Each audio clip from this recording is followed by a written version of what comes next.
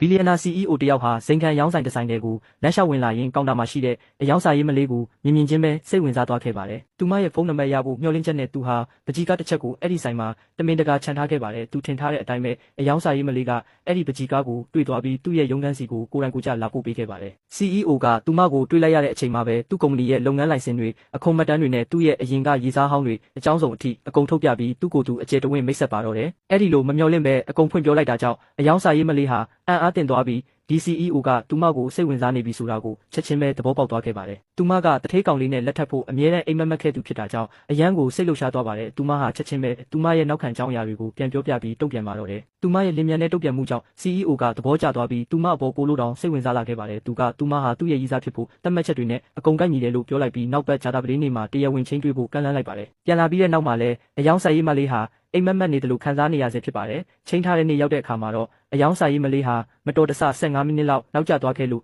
CEO ရဲ့ပြင်းပြင်းထန်ထန်စူပူချိန်မောင်းတာကိုခံလိုက်ရပါတယ်။ပို့ပြီးတော့တောင်အံ့ဩဖို့ကောင်းတာကသူတို့ထမင်းစားနေတဲ့အချိန်မှာ CEO ကအစားအစာတစ်လုပ်ချင်းစီကို digital ပေါင်ချိန်စက်နဲ့ချိန်ပြီးမှစားနေတာပါပဲ။ဒါဟာသူ့ရဲ့ကိုယ်ပိုင်တင်နန်းဆရာကတတ်မှတ်ပေးထားတဲ့အစားအသောက်အစီအစဉ်ရဲ့တစ်စိတ်တစ်ပိုင်းဖြစ်တယ်လို့သူကရှင်းပြနေချိန်မှာသူမကတော့ကြောင်ကြည့်နေမိပါတယ်။သူတို့ဘေးနာကတခြားစုံတွေကလည်းဒီထူးဆန်းတဲ့မြင်ကွင်းကိုကြည့်ပြီးတိုးနဲ့ဝိုင်းရကြပါတော့တယ်။ CEO ကဘာမှမဖြစ်တယ်လို့နေနိုင်ပေမဲ့သူမကတော့အရန်ရှက်လွန်းလို့အဲ့ဒီနေရာကနေချက်ချင်းပဲထွက်ပြေးခြင်းစိတ်ပေါက်နေပါပြီပြီးတော့သူမကိုညှင်းပယ်ခွင့်တောင်မပေးဘဲသူမအတွက်ပါအစားအသောက်အစီအစဉ်တစ်ခုကိုဆက်ပြီးဆွဲပေးနေပါသေးတယ်။သူမဟာအရန်စိတ်ပြတ်သွားလို့ထမင်းတောင်ကောင်းကောင်းမစားနိုင်တော့ပေမဲ့သူ့ရဲ့ချမ်းသာကြွယ်ဝမှုကိုတွေးပြီးတော့ပဲသူ့ရဲ့ထူးဆန်းတဲ့အကျင့်တွေကိုတီးခံပြီးဆက်တွဲဖို့ဆုံးဖြတ်လိုက်ပါတယ်။ဒါပေမဲ့သူမမမျှော်လင့်ထားတဲ့အရာကတော့ဒုတိယအကြိမ်ထပ်တွေ့ကြတဲ့အခါမှာ CEO ကသူမကိုလက်မထက်ခင်သဘောတူညီချက်စာချုပ်တစ်ခုထုတ်ပေးလိုက်တာပါပဲ။အဲ့ဒီစာချုပ်ထဲကအချက်လက်တွေကိုကြည့်လိုက်တဲ့အခါမှာသူတို့ကွာရှင်းခဲ့ရင်သူမအနေနဲ့ဘာမှရမှာမဟုတ်တယ်လို့အိမ်အောင်ကြနေစဉ်အတွင်းမှာလည်းငွေသုံးချင်ရင်သူ့ရဲ့ခွင့်ပြုချက်ရမှာသုံးစွဲခွင့်ရှိမယ်ဆိုတာကိုတွေ့လိုက်ရပါတယ်။ဒါဟာသူမကိုချက်ချင်းပဲစိတ်အနှောက်အယှက်ဖြစ်သွားစေပါတယ်။အိမ်ပြန်ရောက်တဲ့အခါမှာတော့သူမရဲ့အခင်းဆုံးတငယ်ချင်းကိုရင်ဖွင့်ပြီးလမ်းခွဲချင်တယ်လို့ပြောပြပါတော့တယ်။အဲ့ဒီလောက်ချမ်းသာတဲ့သူကိုလက်လွတ်ဖို့စဉ်းစားနေတဲ့သူမကိုကြည့်ပြီးတငယ်ချင်းဖြစ်သူကအံ့ဩနေပါတယ်။တထေးတွေနဲ့တွဲတဲ့တခြားလူတွေ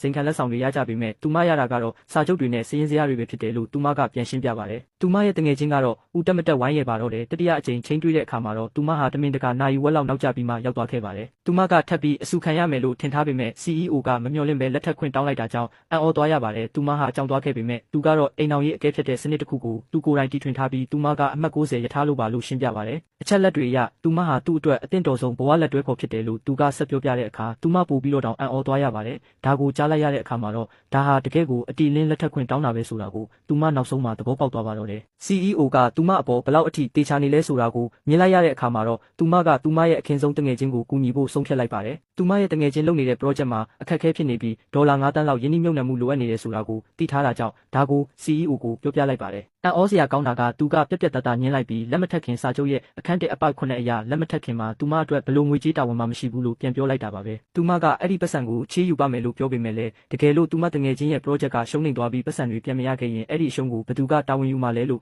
CEO ကပြန်မေးပါတယ်။ဒါကြောင့်သူမဟာချက်ချင်းပဲဒေါသထွက်သွားပြီးဘာတခုမှမပြောဘဲစားတောက်ဆိုင်ထဲကနေထွက်သွားခဲ့တယ်လို့နောက်ထပ်နှစ်ပတ်တိ CEO ကိုလုံးဝစကားမပြောဘဲပစ်ထားလိုက်ပါတယ်။တလကြာတဲ့အခါမှာတော့ CEO ကသူမကိုပြန်တွေ့ဖို့ခေါ်ပြီးလက်မထက်ခင်စာချုပ်ကိုဖတ်ပြီးပြီလားလို့မေးပါတယ်။သူမကတော့စာဖတ်ရတာအခက်အခဲရှိတယ်လို့ပဲဆင်ခြေပေးလိုက်ပါတယ်။ CEO ကတော့သူမပြောတာကိုကြားပြီးအံ့ဩသွားပါတယ်။သူဟာရုံးခန်းကိုပြန်ရောက်တဲ့အခါမှာတော့အဲ့ဒီစာချုပ်ကို PowerPoint အဖြစ်ပြောင်းခိုင်းဖို့သူ့ရဲ့အတွင်းရေးမှူးကိုခိုင်းလိုက်ပါတယ်။အဲ့ဒီအချိန်မှာသူ့ရဲ့လက်ထောက်ကအယောင်စာရေးမလေးဟာတကယ်တော့စာဖတ်ဖို့အခက်အခဲရှိနေတာမဟုတ်ပဲလမ်းခွဲချင်နေတာဖြစ်နိုင်ကြောင်းသူ့ကိုအသာအရာလေးပြောပြလိုက်ပါတယ်။နောက်ဆုံးမှာတော့တကယ်ဘာတွေဖြစ်နေလဲဆိုတာကို CEO တယောက်သဘောပေါက်သွားပါတော့တယ်။